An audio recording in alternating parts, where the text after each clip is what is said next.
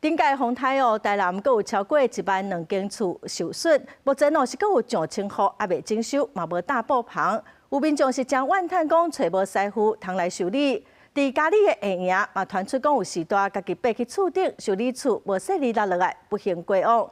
市政府是表示讲已经有整理愿意协助的因造厂的名单，会提供予公所，民众会当请公所来协助。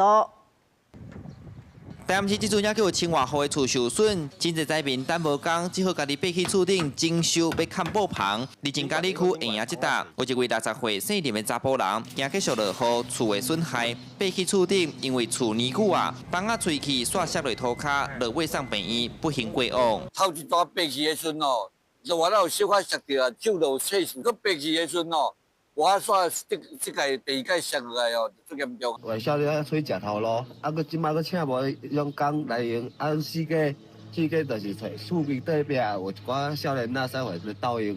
其实伫七股嘛传出有2个工人对厝顶跌落来。头天10外针，但沿海地区遮真侪时段，厝的囝儿拢出去食头路，佮加上请无工来斗大补棚，就算七股顶山里遮庙前墩坐补棚，都是等无人。有灾民厝的外墙是搭有需要人工来搭补棚的单啊。有议员讲，因应厂商有引进合法的外劳，有搭厝的专业，毋过受到法规限制，干来当做公众工程，私人的主体无法度支援。议员建议政府通协调中央，看敢通先暂停放领相关规定。这阮是要讲，搁来请人来看家啦。啊，敢请有？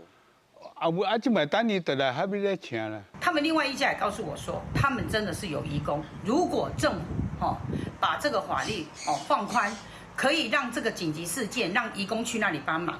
他们都会协助帮忙。目前台南有16区列做灾区，厝体受损数超过12000户。面对修复人工甲材料拢欠缺的问题，干部局回应已经有统计愿意协助的营造厂、土木工包业者名单，发落去各区公所，予灾民通由公所媒合处理。另外，伊嘛讲积极扩大跨区资源，已经联络全国营造工会甲外县市厂商协助投入灾后重建。记者苏台南采访报道。